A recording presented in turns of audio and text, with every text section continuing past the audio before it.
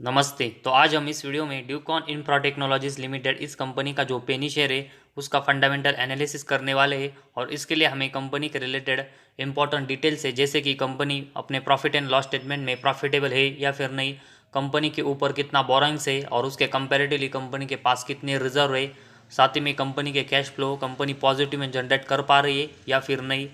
और उसके साथ ही में कंपनी के डेप्टर डेज और इन्वेंट्री डेज के नंबर्स कैसे उसके बारे में भी इंफॉर्मेशन देखेंगे। और साथ ही में कंपनी के जो प्रमोटर है उनके पास कंपनी की एक अच्छी हिस्सेदारी है या फिर नहीं, क्योंकि कंपनी के प्रमोटर के पास एक अच्छी हिस्सेदारी होगी तभी कंपनी स्टेबल रह पाएगी, वरना नहीं। तो इन सब के बारे में हमें इंपॉर्टेंट डिटेल्स देखने के बाद ही पता चलेगा कि ये कंपनी किस तरह का परफॉर्मेंस है वो करंट कर रही है और कंपनी के फंडामेंटल कैसे है, और उसके बाद ही हम ये डिसाइड कर सकते हैं कि इस कंपनी में हमें कैसी इन्वेस्टमेंट करनी चाहिए।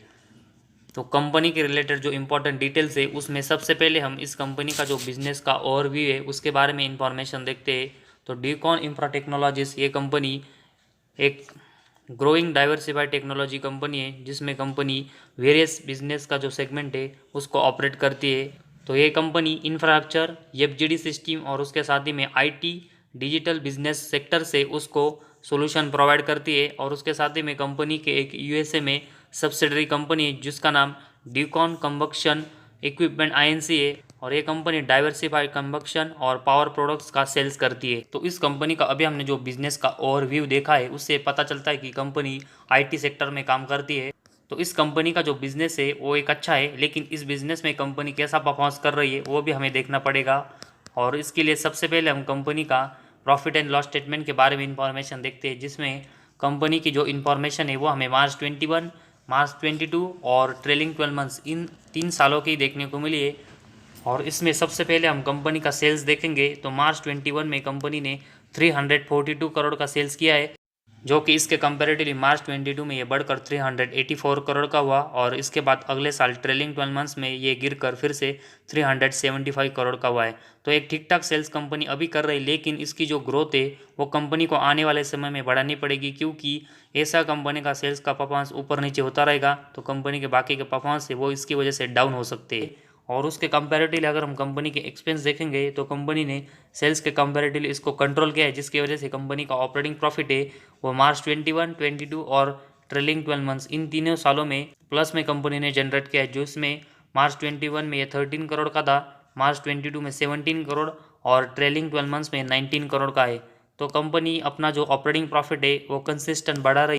जो कि कंपनी के बिजनेस के नज़र से एक बहुत ही अच्छा साइन है। और उसके साथ ही में कंपनी का ऑपरेटिंग प्रॉफिट मार्जिन देखेंगे तो ये 21 में 4%, 22 में 4% और ट्रेलिंग 12 मंथ्स में 5% का है। लेकिन ये कंपनी ज़रूर पॉजिटिव में जनरेट कर रही है, लेकिन इसकी जो ग्रोथ है वो अभी भी बहुत ही कम है। तो आने वाले समय में कंपनी को अपनी जो ऑपरेटिंग प्रॉफिट मार्जिन की ग्रोथ है वो यहाँ से बढ़ानी पड़ेगी, तभी कंपनी के परफॉर्मेंस है वो अच्छे से हमें फ्यूचर में देखने को मिलेंगे।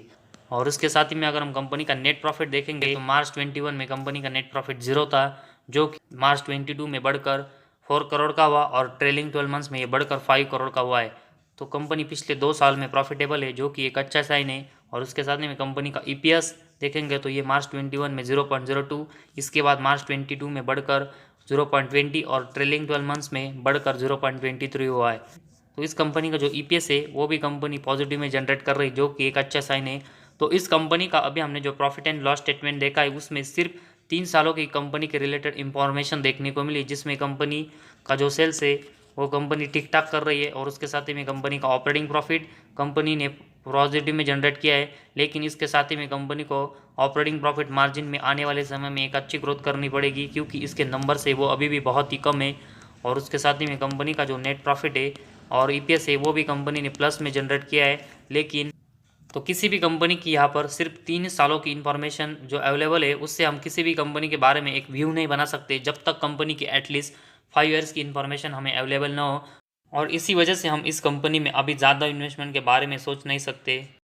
इसके बाद हम कंपनी की बैलेंस शीट के बारे में इंफॉर्मेशन देखते हैं, और इसमें कंपनी के ऊपर कितना बोरंग्स है वो हमें देखना पड़ेगा, क्योंकि आने वाले समय में अगर कंपनी को नेट प्रॉफिट ऐसा ही अच्छे से मेंटेन और पॉजिटिव में जनरेट करना है तो कंपनी को अपना बोरंग्स है वो कंसिस्टेंट यहाँ पर कम करना पड़ेगा, तभी कंपनी का इंटरेस्ट रेट कम होगा और कंपनी के नेट प्रॉफिट में एक अच्छी ग्रोथ होगी। और उसके साथ ही में कंपनी को अपना जो रिजर्व है वो भी कंसिस्टेंट बढ़ाना पड़ेगा ताकि कंपनी की एक अच्छी ग्रोथ हो। और इसीलिए सबसे पहले हम कंपनी के रिजर्व के बारे में इंफॉर्मेशन देखेंगे। तो मार्च 21 में कंपनी का रिजर्व 98 करोड़ का था, जो कि ये बढ़कर मार्च 22 में 114 करोड़ का हुआ और सितंबर 22 में ये बढ़कर 126 करोड़ का हुआ। तो कंपनी पिछले 3 साल में अपना जो रिजर्व है वो कंसिस्टेंट यहाँ पर बढ़ा रही है। और उसके साथ ही में कंपनी का बोरेंग्स अगर हम देखेंगे तो ये मार्च 21 में 65 करोड़ का था, जो कि 22 में बढ़कर 82 करोड़ का हुआ और सितंबर 22 में ये बढ़कर 92 करोड़ का हुआ है। तो पिछले 3 सालों में इस कंपनी का जो बोरेंग्स है वो भी बढ़ रहा है, लेकिन अभी भी कंपनी का सितंबर 22 में जो रिजर्व है उसके कंपेरेटिवली कंपनी का जो बोरेंग्स है वो कम है, जिसकी वजह से इस कंपनी को ये स्टेबल बनाता है। फिलहाल तो कंपनी के जो रिजर्व कंपनी के बोरेंग्स के कंपेरेटिवली ज़्यादा है, जिसकी वजह से कंपनी की बैलेंस शीट स्टेबल हुई है, लेकिन कंपनी का बोरेंग्स ऐसा ही बढ़ता रहेगा तो इस कंपनी को आने वाले समय में इंटरेस्ट रेट ज़्यादा चुकाना पड़ेगा, जिसकी वजह से कंपनी का नेट प्रॉफिट है वो उसके ऊपर हमें इम्पैक्ट देखने को मिल सकता है। तो इसी वजह से कंपनी को आने वाले समय में अपने ऊपर का जो बोरेंग्स है वो यहाँ से कम करना पड़ेगा, तभी कंपनी के नेट प्रॉफिट में एक अच्छी ग्रोथ होगी और कंपनी इन्वेस्टमेंट की नज़र से एक अच्छी नज़र आएगी। इसके बाद कंपनी का कैश फ्लोज अगर हम देखेंगे तो इस कंपनी का नेट कैश फ्लो मार्च 21 में 0 और मार्च 22 में दोनों साल 0 देखने को मिला है। तो कंपनी का जो नेट कैश फ्लो 0 है वो कंपनी को आने वाले समय में पॉजिटिव में जनरेट करना पड़ेगा, तभी कंपनी एक नेट कैश रिच कंपनी बन पाएगी और तभी कंपनी की एक स्टेबल ग्रोथ आने वाले समय में होगी। तो फिलहाल कंपनी का नेट कैश फ्लो यहाँ पर 0 है, जो कि इस कंपनी के परफॉर्मेंस के लिए एक निगेटिव साइन है। और उसके बाद हम कंपनी के डेप्टर डेज और इन्वेंटरी डेज के बारे में इंफॉर्मेशन देखते हैं, जिसमें मार्च 21 में कंपनी के डेप्टर डेज 266 है, जो कि मार्च 22 में इसको कंपनी ने कम कर 255 जरूर किया है, लेकिन अभी भी कंपनी के जो डेप्टर डेज है वो बहुत ही हाई है, जो कि इस कंपनी को आने वाले समय में ये भी कम करना पड़ेगा। और उसके साथ ही इन्वेंटरी डेज के बारे में देखेंगे तो ये 0 है, तो इसके कम नंबर से वो कंपनी को दिखाने पड़ेंगे, तभी कंपनी इन्वेंटरीज में कैसा परफॉर्मेंस कर रही है वो हमें पता चलेगा।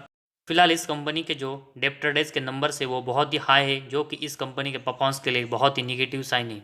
और लास्ट में हम कंपनी का शेयर होल्डिंग पैटर्न के बारे में इंफॉर्मेशन देखते हैं, जिसमें प्रमोटर के पास सितंबर 22 में 74% की एक स्ट्रॉन्ग हिस्सेदारी है, जो कि सितंबर 21 में 65% थी और सितंबर 20 में 55% की थी। तो सितंबर 20 से लेकर अभी तक हम सितंबर 22 मतलब इन 2 साल में देखेंगे तो कंपनी में प्रमोटर की जो हिस्सेदारी वो लगभग 18% के आसपास गेन हुई है, जो कि एक बहुत ही अच्छा साइन है। और कंपनी के प्रमोटर के पास मेजॉरिटी स्टेक होना वो उस कंपनी को स्टेबल बनाता है।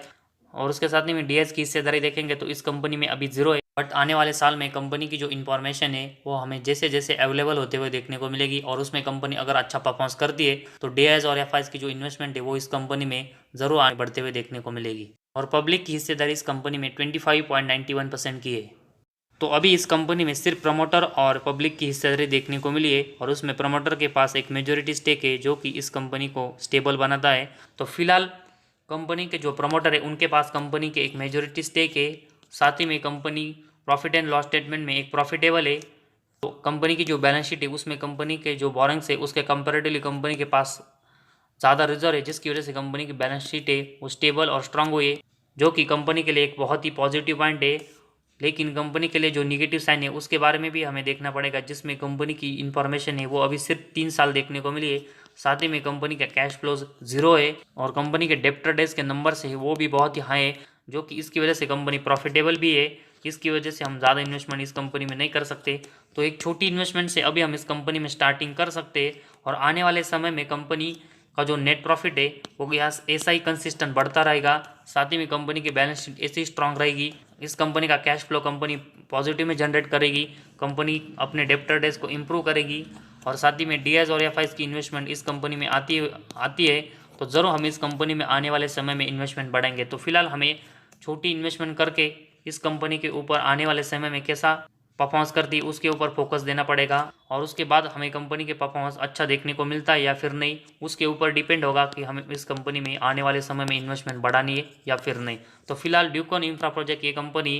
की जो इन्फॉर्मेशन है वो ज़्यादा अवेलेबल नहीं है, जिसकी वजह से हम ज़्यादा इन्वेस्टमेंट के बारे में इस कंपनी में प्रॉफिटेबल होने के बावजूद सोच नहीं सकते।